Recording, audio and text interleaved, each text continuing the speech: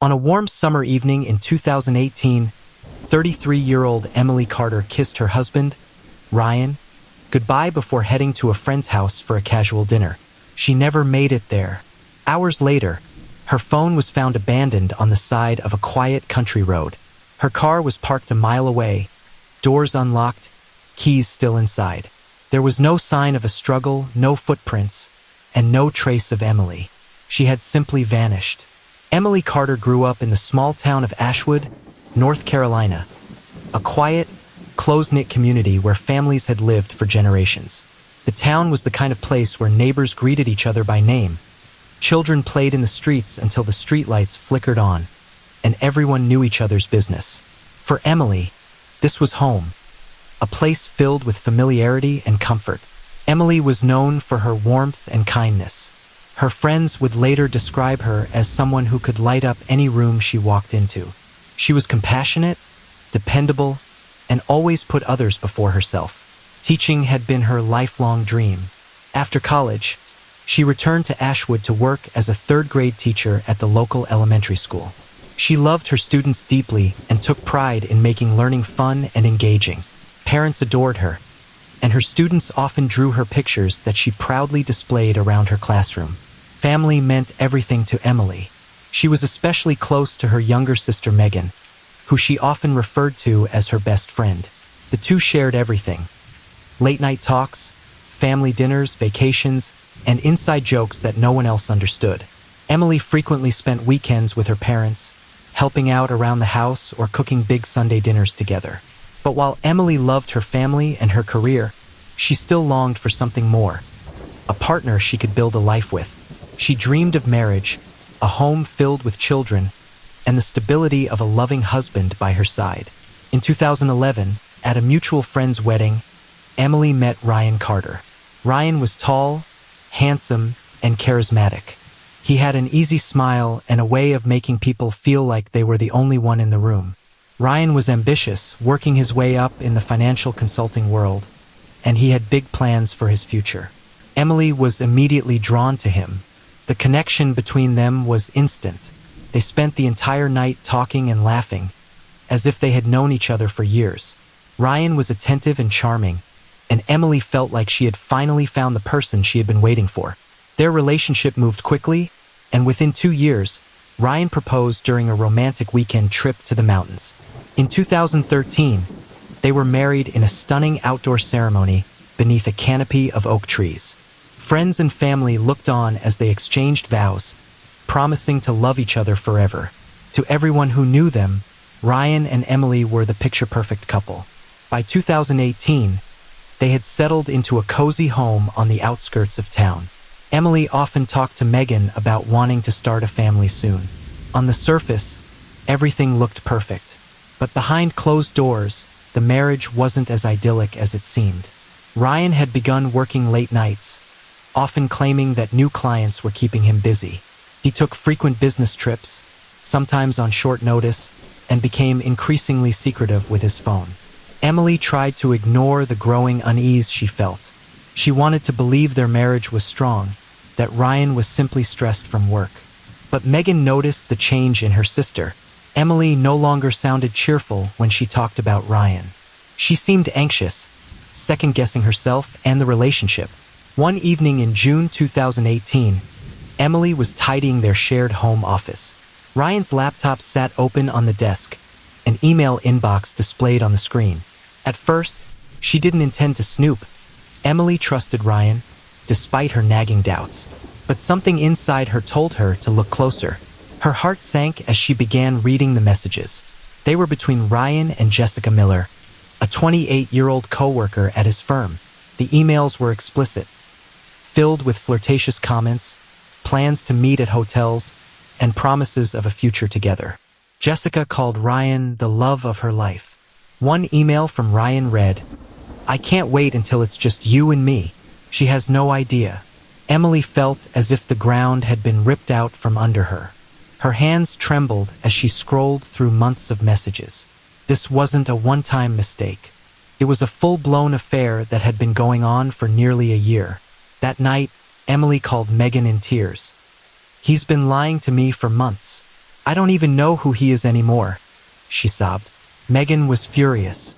She begged her sister to leave Ryan, to pack a bag and come stay with her until she figured out what to do. But Emily hesitated.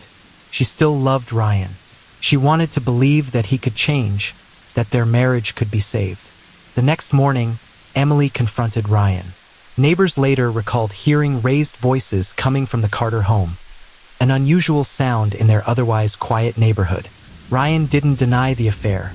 Emily texted Megan later that day, "It's worse than I thought. He says he doesn't love me anymore, but he won't tell me what he's planning to do." It was the last message Emily would ever send. On July 14, 2018, Emily made plans to meet her friend Alyssa for dinner at a local Italian restaurant. That evening, at 6:15 p.m., she sent Alyssa a cheerful text, "On my way. Can't wait to see you." But Emily never arrived. At 7:30 p.m., Alyssa began to worry. She tried calling Emily several times, but the calls went straight to voicemail. By 10 p.m., Ryan called 911 to report Emily missing. When police arrived at the Carter home, Ryan told them Emily had left earlier that evening in a bad mood and never came back. He seemed concerned, but investigators couldn't shake the feeling that something was off. At 11:30 p.m., officers found Emily's car parked on Maplewood Road, just a mile from their house. The doors were unlocked. The keys were in the cup holder. Her phone was found 200 yards away, face down in the dirt. There were no footprints, no tire tracks, no sign of a struggle. Emily was gone. Detectives immediately suspected foul play. Megan told investigators, Emily would never leave her car like that. She would never just walk away. Ryan was brought in for questioning. He admitted they had argued that morning about his affair, but insisted he had nothing to do with Emily's disappearance. Detectives, however, noticed fresh scratches on his arms. Ryan claimed they were from doing yard work earlier in the day. Investigators dug deeper. When they pulled security footage from a nearby gas station, they saw Ryan's truck driving down Maplewood Road at 6:40 p.m., just minutes after Emily's phone last pinged. When confronted with the footage, Ryan claimed he had been running errands, but his alibi quickly fell apart when detectives obtained his phone records. At the exact time Emily was missing and police were beginning their search, Ryan was texting Jessica. One of his messages read, "I just want this to be over." The discovery of Ryan's messages to Jessica while Emily was missing changed everything for investigators. The case shifted from a missing person search to a likely homicide investigation. Detectives believed Ryan was no longer just a grieving husband.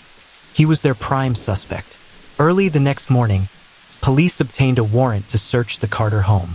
Forensic teams combed through every inch of the house and garage. In the garage, under a workbench, investigators discovered faint bloodstains. At first glance, the garage floor looked spotless, but under forensic light, small specks of blood became visible. They also found a large plastic tarp that had been hastily cleaned and a bottle of industrial-strength cleaner still damp on the outside. Samples were collected and sent for testing. Within 48 hours, DNA results confirmed that the blood belonged to Emily Carter. Ryan was brought in for further questioning. His demeanor had changed from the day before. He was quieter, more guarded.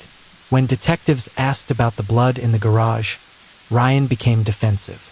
He claimed that Emily had cut her hand while helping him with a project days earlier. But detectives weren't buying it. They presented Ryan with the mounting evidence: the blood, the tarp, the suspicious cleaner, and the damning text messages he exchanged with Jessica while Emily was missing. Ryan continued to deny any involvement, insisting that Emily must have left on her own. As the hours passed, detectives pushed harder. They showed Ryan security footage of his truck driving down Maplewood Road just minutes after Emily's last phone ping.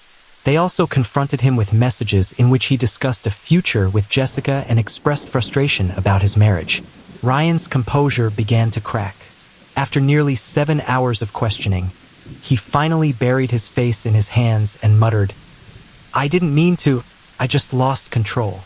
Detectives sat in stunned silence for a moment. Then Ryan confessed. He admitted that on the morning of July 14th, Emily confronted him in the garage about the affair. She had found even more emails that proved he'd been lying to her. According to Ryan, the argument quickly escalated. Emily demanded that he leave Jessica immediately or she would file for divorce. Ryan claimed he panicked, terrified of losing everything. His home, his job, his reputation. In a fit of rage, he grabbed a wrench lying on the workbench and struck Emily across the head. Emily collapsed to the ground. Ryan told detectives that he froze. He knelt beside her, shaking her shoulders, but Emily wasn't moving. When he realized what he had done, Ryan said he lost all sense of reality. He wrapped Emily's body in the tarp, loaded her into the back of his truck, and drove to a remote wooded area about 20 miles away. There, under cover of darkness, he left her body in a shallow ditch, planning to return later to bury her. By the time Ryan returned home that night, he had already begun crafting his story, claiming that Emily had left in a bad mood and never came back. Investigators immediately sent search teams to the wooded area Ryan described. Just after sunrise, Emily's body was found, still wrapped in the tarp, exactly where Ryan said he had left her. News of the discovery devastated the community. Emily had been a beloved teacher, a friend to many, and a person everyone thought had a perfect life. The reality of what had happened was almost too horrific to comprehend. Jessica Miller was brought in for questioning. She appeared shaken, visibly trembling as she answered questions. Jessica told detectives she had no idea Ryan was planning to harm Emily. She said she believed Ryan's marriage was already over and that he would be leaving Emily soon. Jessica admitted she was in love with Ryan but insisted that she never encouraged him to do anything violent. Still, her testimony painted a chilling picture of Ryan as a man leading a double life. Charming and loving to Jessica while cold and manipulative to Emily. The community's reaction was swift and emotional. Hundreds gathered for a candlelight vigil in Emily's honor. Her students placed flowers and letters outside the school where she had taught. Parents hugged their children a little tighter that night, horrified that someone like Ryan, someone who had seemed so normal, could commit such a monstrous act. Emily's sister Megan spoke at the vigil, her voice breaking as she said, Emily believed in love, marriage, and family. She trusted Ryan with everything she had, and he betrayed her in the worst possible way. She didn't deserve this. She deserved to grow old, to have children, to keep teaching and inspiring people. Ryan took that all away. Ryan was formally charged with first-degree murder, tampering with evidence, and obstruction of justice. As prosecutors prepared for trial, more details of Ryan's double life emerged. Financial records revealed that he had been spending large sums of money on Jessica, lavish dinners, weekend getaways, and expensive gifts, while telling Emily that they couldn't yet afford to have children. Ryan's friends and co-workers were stunned. Many said they had no idea he was capable of violence. But investigators discovered that Ryan had been increasingly erratic in the months leading up to Emily's death. He had expressed frustration about his marriage and financial pressures, complaining to friends that he felt trapped. The prosecution's case was strong. They had Ryan's confession, the physical evidence from the garage, and testimony from Jessica confirming the affair. As the trial approached, Ryan's lawyers attempted to negotiate a plea deal in exchange for a reduced sentence, arguing that the killing was not premeditated but a crime of passion. The prosecution rejected the offer, insisting that Ryan's actions were calculated and deliberate. With the evidence stacked against him, Ryan prepared to face a jury. Ryan Carter's trial began nearly a year after Emily's murder. The courtroom was packed every single day. Family members, friends, former students of Emily, and members of the tight-knit community who still struggled to comprehend how such a tragedy could have happened. The prosecution painted Ryan as a manipulative, selfish man who murdered his wife to escape the consequences of his affair. They laid out a chilling timeline of events. How Ryan had been living a double life, stringing Jessica along with promises of a future while keeping Emily in the dark. They showed the jury Ryan's text messages to Jessica on the night Emily disappeared, his internet searches for how to remove blood from concrete, and his calm demeanor when speaking to police as if nothing had happened. Jessica Miller took the stand, visibly shaken. She testified that she truly believed Ryan would leave Emily and that she had never encouraged him to harm his wife. Jessica told the court that Ryan had assured her repeatedly that his marriage was over. Her testimony made it clear that Ryan had lied to everyone in his life, manipulating each person to maintain control. The defense attempted to portray the killing as unplanned, claiming Ryan acted in a moment of passion and panic. They argued that he had not intended to kill Emily, but had simply lost control during a heated argument. But the evidence told a different story. Forensic experts testified that the blood in the garage was not consistent with a single blow. The pattern suggested multiple strikes. Prosecutors argued this proved intent, that Ryan's actions were not a momentary lapse, but deliberate and violent. Megan Carter, Emily's younger sister, delivered the most emotional testimony of the trial. She described Emily as the heart of their family, someone who had dreamed of starting a family of her own. Megan read aloud Emily's final text to her, the one where she said Ryan didn't love her anymore but wouldn't tell her what he planned to do. The courtroom was silent except for Megan's quiet sobs as she told the jury she believed in him until the very end, and he betrayed her in the worst way imaginable. After weeks of testimony, closing arguments were delivered. The prosecution urged the jury to see Ryan for who he truly was, a man willing to destroy the life of someone who loved him to protect his own reputation and freedom. The jury deliberated for just 5 hours. When they returned, the courtroom held its breath. Guilty, the foreperson said as the verdict was read. Guilty on all counts: first-degree murder, tampering with evidence, and obstruction of justice. Emily's family wept, holding one another tightly.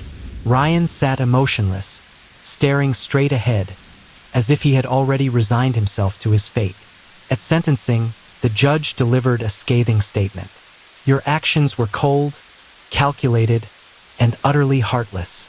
You took the life of a woman who loved and trusted you. There is no excuse, no justification, for what you did. Ryan Carter was sentenced to life in prison without the possibility of parole. He showed no visible remorse as he was led out of the courtroom in handcuffs. Emily's family vowed to keep her memory alive. They established the Emily Carter Foundation, a nonprofit dedicated to supporting victims of domestic violence and betrayal-related crimes. The foundation offered resources, counseling, and financial assistance to women in abusive relationships who felt trapped, just as Emily had. Outside the school where Emily had taught, her students and colleagues created a memorial garden in her honor. A plaque was placed in the center, engraved with her favorite quote about teaching and kindness. At the dedication ceremony, Megan spoke again.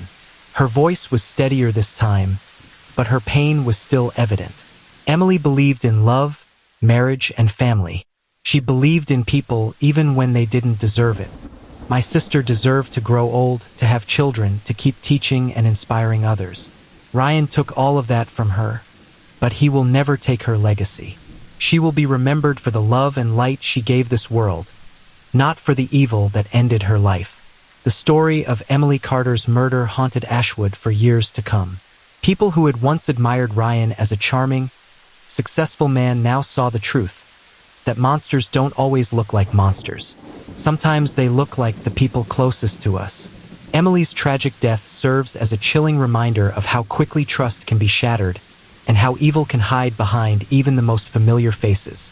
Because sometimes the person you vow to spend forever with is the one who takes forever away from you.